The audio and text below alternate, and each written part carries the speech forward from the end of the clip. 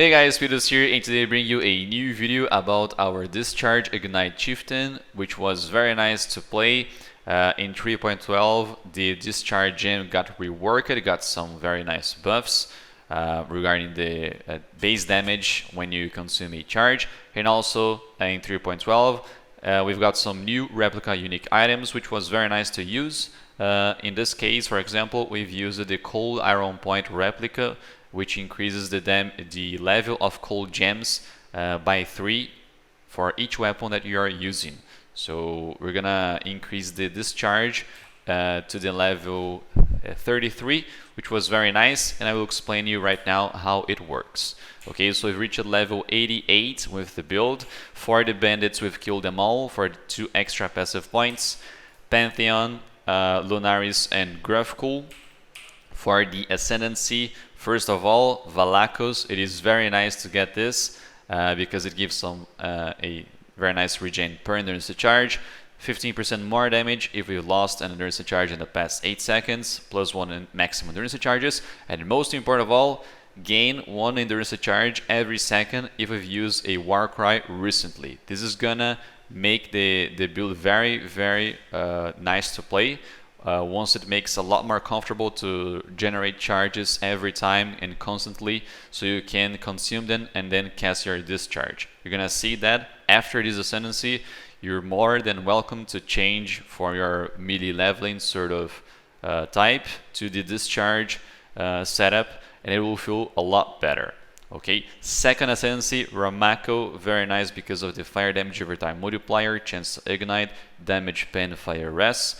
Hinekora, 1% fire damage leeches life, cover enemies in Nash for 10 seconds, very nice as well. Last of all, Thessalius, because of the 100% fire res, regen, and some defensive properties, which is cool also. I've got a pub on the video description, which you can check right there. At the bottom left of your POB, you can see different trees. So you can check your progress that you can make during the leveling. On the notes tab, I have some recommendations on what gems and what unique items you can use. For example, 2 ash colors as soon as you change the discharge, and then the replica Cold Iron Point, of course. But before that, I have some recommendations like using Earth Shatter on Act 2, so feel free to check it out. The skills and then the items are all here, so you're very welcome to check it out. The link will be on the video's description. Okay. Next thing here are gonna be the jewels. The jewels that I chose for the build were regular jewels with increased damage over time, increased burning damage with a increased maximum life modifier. All my 4 jewels have these 3 modifiers, and they were very cheap because probably nobody is playing fire damage over time or ignite builds, so it was a very cheap option. So yeah, I didn't want to use any cluster jewels to make the build as cheap as possible and to be able to clear the end game as well on a budget and very comfortably. So the weapons, of course, are gonna be the replica Cold Iron Point, and the reason why is because it gives plus 3 level of all cold spell skill gems per dagger, and it deals no cold damage. Since Discharge has many elemental tags like fire, cold, and lightning, all the 3 elemental tags, it's gonna benefit from any plus elemental gems that you can add to the build. So Frostfire comes in hand because it gives us plus 2 fire, plus 2 cold, and I also got in a very cheap moment, very cheap helmet, the plus 2 Socked Lightning gems. It costs 1.5 exalts, so it was very nice. If you don't want the plus 2, you can get the regular Frostfire. It's gonna be 2 chaos, I don't know, very cheap in this league. So very nice option. The Frostfire with the corruption will give us plus 6. Each dagger will give plus 3. In total, it's plus 12 on top of the 21 discharge. After that, our discharge is gonna be level 33, and also if you have a amulet with plus 2, it can go up to 35 discharge. It's gonna be insane damage, very nice as well. In our case, the option that I chose to take was to have a amulet with some attributes, because we need many attributes. Our dagger needs 95 dex, so it's a lot of dexterity. And since we don't get many on the tree, I chose to, and I needed to get an amulet with that. If I had the opportunity to choose differently, I would go for a fire damage over time with +2, but those modifiers on a single amulet on 3.12 after harvest, that's gonna be very, very expensive. The last time that I checked, only the +2 was around 5 exalts, so I decided to go on a very, very cheap option here. Our ring is gonna be a pyre, very nice because of the burning damage. It gives us some resists, and also because it makes the ignited enemies destroyed on kill. Since we ignite them every time, they're gonna be being destroyed, and we're gonna be protected against the porcupines, those chickens that explode and deal tons of damage against us. So we're very protected against that. Calm's Way, the prophecy after the calm sign ring, very nice because of the +1 endurance to charge. The gloves, it's gonna be a fire damage over time multiplier with some life and resists. The boots are basically responsible for our amazing clear when mapping, because Abrav's hooves makes as soon as we kill an ignited enemy, we inflict an equivalent ignite on each nearby enemy. You will see on the clips, you have seen on the clips, but you will see while you're playing that as soon as you equip this and you discharge to a pack, the more packs that you have on a map, the more benefit you will have when exploding, because this prolif is amazing. It feels awesome. So very, very nice option in my opinion for this build. The belt here is a life with some resists. I crafted increased damage, but you could also have some increased fire damage, for example. The body armor, it's a Calm's Heart. I believe it's a very nice option since we have our main links on the Frostfarno. So we can have lots of life, and on top of that, some increased fire damage. If you take out the Calm's Heart, our life goes down to 5.5k, and if you put on, it's gonna be 7.2 on level 88. So very nice quality, very nice amount of HP. I'm very used to play many low HP builds, and after playing this one, I feel like it's very comfortable to play with 7k life. So it is very nice in my opinion. For the flasks, we have a Divine Life Flask, we have a utility one, Quartz feels nice because of the phasing, we have a Sulfur because of the damage, Cinder Swallow is amazing for this build. I use the reduced mana cost of skills during Flask effect, but you can choose anything else. It helps a lot when you're clearing maps because it will recover your mana instantly, and also because it gives us some increased damage against ignited enemies. A Quicksilver for our movementation, of course.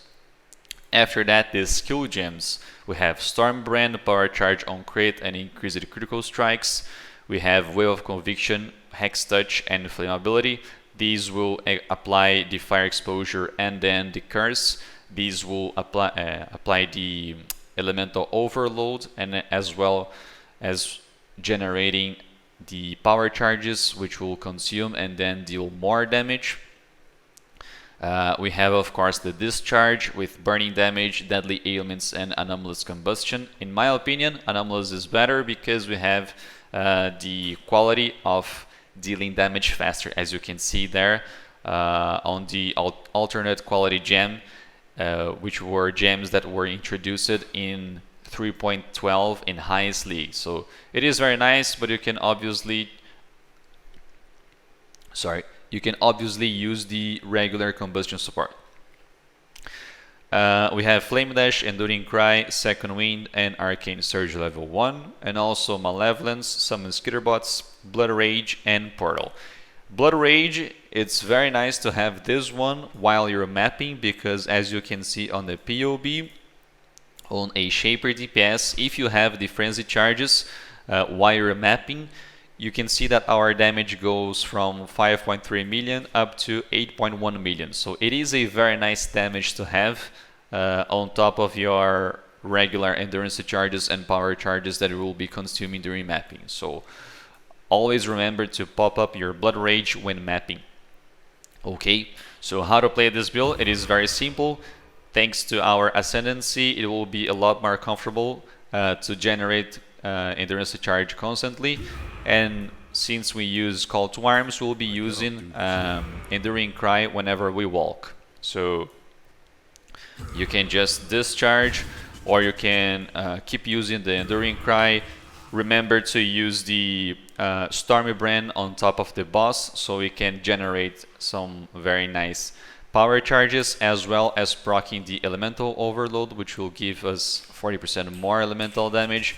Remember to use the Wave of Conviction to apply the fire exposure, reducing the fire's enemy resistance, and also to Flame Dash so you can get the benefit from the Arcane Surge. After doing all of that, you just remember to have all the buffs up here, and then you just explode the boss. During the leveling, you one-shot everything if you use 2 Ash Colors, which are my recommendations. It is very nice because of the fire damage over time, multiplier, the increased burning damage, and the chance to ignite. Until tier 14, I was doing one-shots on every single boss. The clear was amazing. I have nothing to complain about it. Only be careful with the mods because of the reflect elemental damage, the cannot regen, and also avoid elemental ailments. If you have avoid elemental ailments, I highly suggest you to reroll your map. Otherwise, you're gonna feel your clear speed will be a lot worse, as well as the boss fight, because since you won't be able to ignite most of the time, it's gonna be a very, very long fight, probably. But after between tier 14 and tier 16, you'll also be able to have an amazing clear speed while mapping, but the boss fight sometimes will require you more explosions. I don't know, maybe 2, 3, or 4. It's gonna really depend on the modifiers, obviously. What you can do, and you realize that when fighting Conquerors, you may feel that you have 0 DPS. At least I felt it because I'm more used to, I don't know, have some dozens of millions DPS on other builds. But overall speaking, I think it is a nice build to play because we've spent less than 5 Exalts and to have more than 7k life, have some 5 million damage at Shaper DPS, when you don't have the opportunity to generate frenzy charges. In my opinion, I think it's a nice build to play. If it's the case, what you can do, if you enjoy the playstyle, you can use this build, and then when you get to the 4 Conquerors and then Sirus, just switch to the, I don't know, any boss killer that you have, a miner or something. Then you can just delete the boss. But in my opinion, I had lots of fun, especially when using the synergy between the replica called Iron Point, the Frostferno, and then have a free chest to use at my choosing. So I hope you guys enjoyed the video. Thank you very much for watching, and see you next time.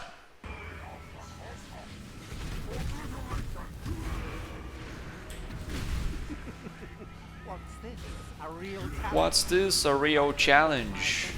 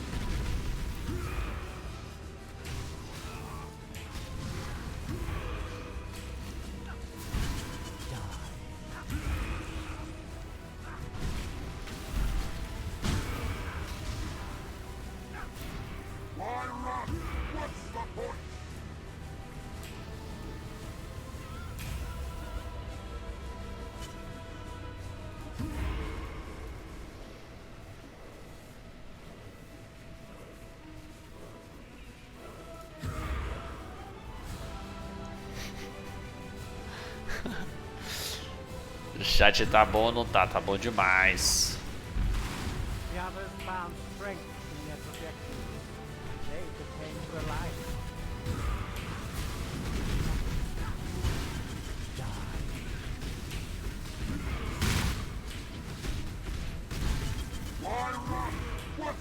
Cara, essa fight ainda tá bugada esquipando nessa fase. Eles adicionaram uma fase adicional. Adicionaram uma fase adicional na fight.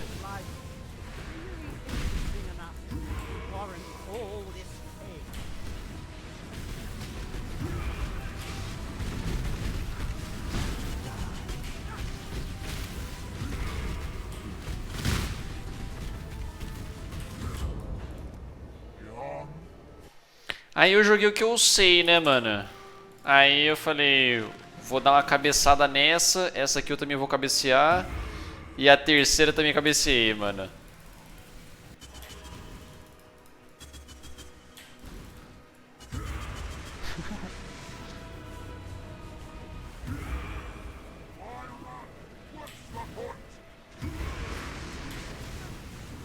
Verdade, verdade. Morri pra aumentar o loot.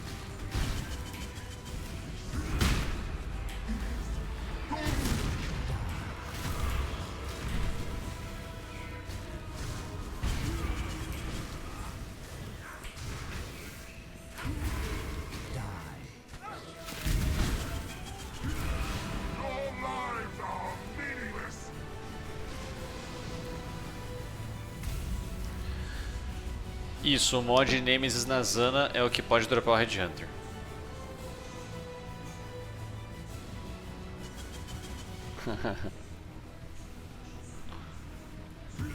zdps.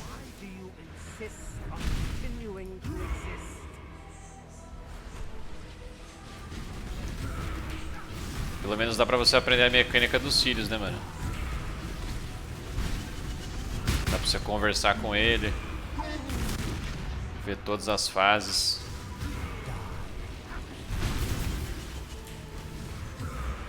Mas tem bastante espaço pra melhorar essa build, mano. Meu amuleto é bem ruinzinho. Meus rings estão sem catalyst.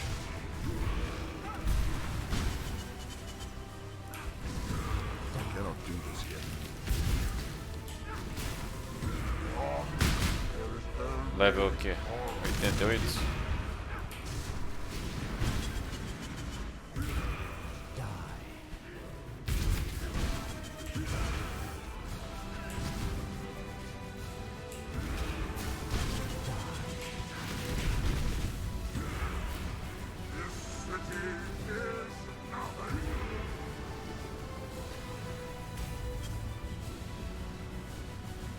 Isso, Awakener 8.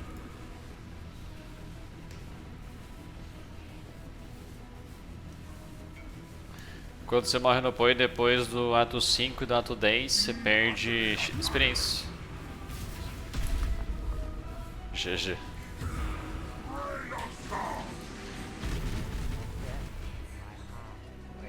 I am alive.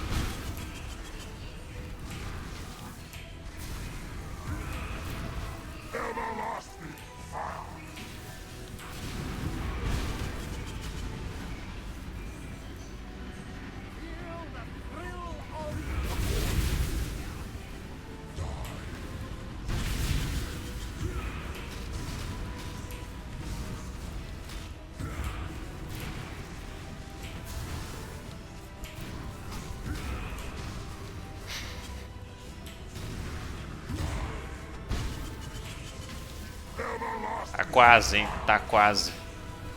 O seu time...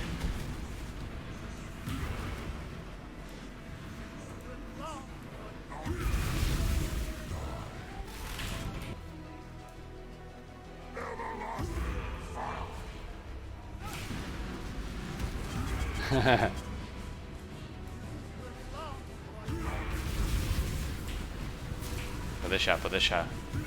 Vou chamar já já.